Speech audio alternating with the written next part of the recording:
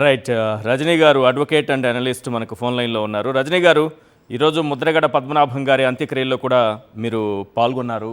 అక్కడ వచ్చినటువంటి జనం ఆయన మీద కురిపించేటటువంటి ఆ ప్రేమ కానీ, అభిమానం కానీ, ఆయనకి దక్కినటువంటి గౌరవం కానీ, ప్రభుత్వం వ్యవహరిస్తున్నటువంటి తీరు కానీ ఏమనిపించాయి మీకు ఇవన్నీ? సార్, ముఖ్యంగా ఇవాళ రోజు పచ్చ మీడియా ఎంత దారుణంగా ఉందంటే, ముద్రగడ పద్మనాభ రెడ్డి గారి గురించి పలుమార్లు మాట్లాడేటప్పుడు కాస్త ఒళ్ళు దగ్గర పెట్టుకుని మాట్లాడాల్సింది ఏంటంటే, వారి పార్టీ ఉన్నప్పుడు ఆయన ఒక సాధారణ ఎమ్మెల్యే, ఎన్టీ రామారావు గారు ముచ్చటపడి లేకపోతే అనుభవజ్ఞుడని భావించో మరి ఇతనికి మంత్రి పదవి ఇచ్చినారు. ఆ మంత్రి పదవిని కూడా ఎడంకాలతో తన్ని కాపునాడుకి ఆ రోజు రంగా గారి మరణానంతరం ఆయన ఆ పదవిలోంచి పక్కకు వచ్చి మరి ఆ ఉద్యమాన్ని ముందుకు తీసుకువెళ్లారు. అంటే ఈ రోజు ఇచ్చిన మాట మీద నిలబడడం అనేది ఆయన తర్వాతే. అంటే మరి రెడ్డి గారిగా అంటారుగా అంటే, అవునండి, మా వాళ్ళు మాట మీద నిలబడతారండి. మరొకసారి ముద్రగడ పద్మనాభ రెడ్డి గారిని చూసి నేర్చుకోండి, తెలియకపోతే నేర్చుకోండి అనే ఒక పదాన్ని చెప్పాలండి. ఇందాకటి రోజు కూడా నాదెండ్ల మనోహర్ గారు ఒక మీటింగ్ లో సంబోధిస్తూ ఆయన్ని పార్టీలోకి పిలుద్దాం అనుకున్నాం, గవర్నర్ పదవి ఇద్దాం అనుకున్నాం కూటమిలో అన్నారండి. జనసేన నుంచా బీజేపీ నుంచా అంటే అసలు అర్థం కావట్లేదండి. ఆయన అప్పటికే లెటర్ రిలీజ్ చేసే ముందు అన్నారట, ఇది స్వయంగా వారి భార్య వారి కుమారుడు నాకు చెప్పారండి. బీజేపీకి నన్ను అమ్మేద్దాం అనుకున్నాడండి. ఆయన పెత్తనం లేనప్పుడు ఎందుకండి పార్టీ, నన్ను పిలుద్దాం అనుకున్నారు కదా, మరి అనుకున్నప్పుడు చంద్రబాబు గారితో సంప్రదించాలి కదా, ఆయన ఒప్పుకోడు కదా, ఆయన నా ఇంటి మీద దాడులు చేపించారు కదా, నా భార్యని లకారంతో బూతులు తిట్టించారు కదా, మరి ఆయన అడగకుండా నన్ను ఎందుకు పిలుస్తున్నారండి? సరే ఆయన రమ్మన్నారు కదా, వద్దాం అనుకుంటే బీజేపీ నుంచి పదవి ఇచ్చేది ఏంటండి? అంటే ఆయన పార్టీ నుంచి ఆయన పదవి కూడా ఇచ్చే అధికారం ఆయనకి లేదా? మరి పార్టీ అయింది కదండి. ఆయన పార్టీలో ఆయన అధికారం లేనప్పుడు మరి పార్టీ అధినేత ఆయన అండి, లేకపోతే కూటమిలో టీడీపీ అండి అని స్వయంగా ఆయన కొన్ని లెటర్ల రూపంలో కూడా రాసినారటండి. మాకు తెలియలా, నిజంగా గవర్నర్ పదవి ఇచ్చి ఆయన సముచిత స్థానంలో కూర్చోబెడతారేమో అనుకున్నాను, కానీ అది బీజేపీ అకౌంట్ లో ఇద్దాం అనుకున్నారని మరి ఏనందుకు వాడిని పిలవడం? ఆ కూటమిలో టీడీపీ వాళ్ళు ఒప్పుకుంటారండి? కొత్త మీడియా హరిరామయ్య జోగే గారిని కానీ ముద్రగడ గారిని కానీ కుల ద్రోహిగా చిత్రీకరించడానికి వారు పడే తాపత్రయం బహుశా ఎందుకో కనీసం వారికైనా తెలియాలండి. రైట్. ఆ రోజుల్లో కూడా 2016లో కాపు ఉద్యమం జరుగుతున్నటువంటి సమయంలో కూడా ఏ రోజు పవన్ కళ్యాణ్ గారు సపోర్ట్గా నిలబడలేదు. నేను అసలు దాని గురించి మాట్లాడనని తప్పించుకున్నటువంటి వ్యక్తి. ఇదే చిరంజీవి గారు వెళ్ళారు, ఇదే దాసనారాయణరావు గారు వెళ్ళడానికి ప్రయత్నించారు. వీళ్ళంతా మద్దతు పలికిన వాళ్ళని మనం చూసాము. ఆ రోజు కూడా పవన్ కళ్యాణ్ గారు ఎందుకు సపోర్ట్గా నిలబడలేకపోయారు? సార్, అక్కడ పవన్ కళ్యాణ్ గారికి ముద్రగడ గారికి లేకపోతే కాపులకి ఆయనకి ఎప్పుడు కాంటాక్టే లేదండి.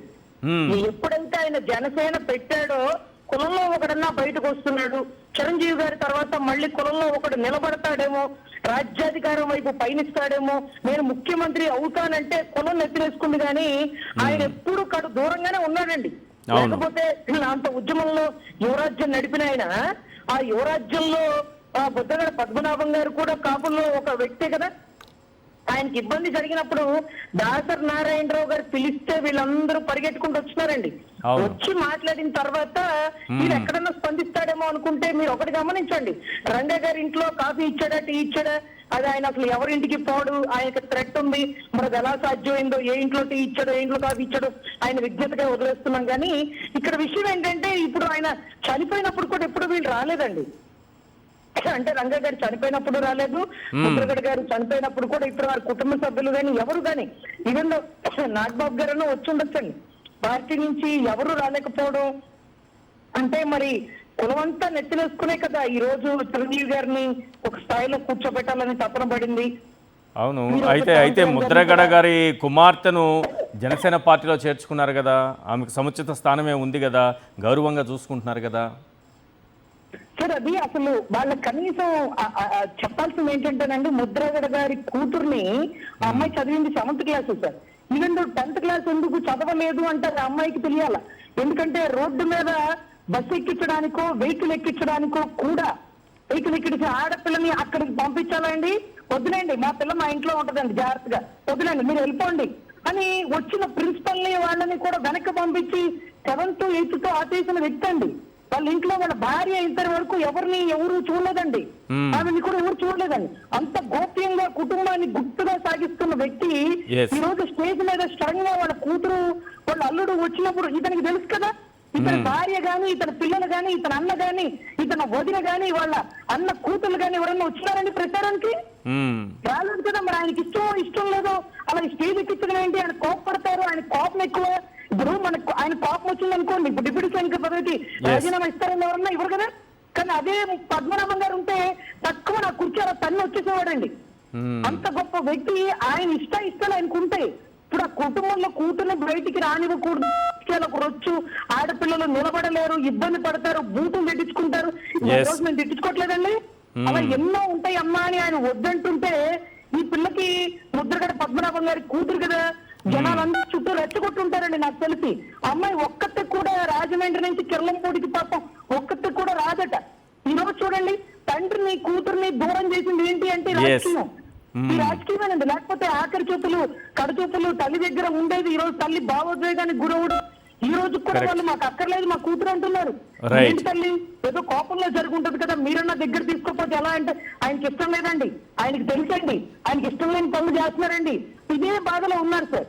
సో ఇలాంటప్పుడు పవన్ కళ్యాణ్ గారు ఆ అమ్మాయిని రాజకీయంగా స్టేజ్ మీద చూపించడం చాలా పెద్ద తప్పండి. బహుశా ఇది ఆయనకి తెలియకుండా జరుగుంటుందని నేనైతే భావిస్తున్నా. తెలిస్తే ఆయనకి తెలుసు, ముద్రగడ గారి కోపం తెలుసు, ఆయన ఉద్యమ స్ఫూర్తిని తెలుసు. అందుకే ఆయన చాలా మార్లు ఎప్పుడు ఆయనకు కూడా దూరంగా ఉంటారేమో బహుశా. ఎందుకంటే కోపం గురించి తెలుసు కాబట్టి. Right. Thank you madam, phone లైన్లో మీ అభిప్రాయం తెలియజేసినందుకు రజనీ గారు.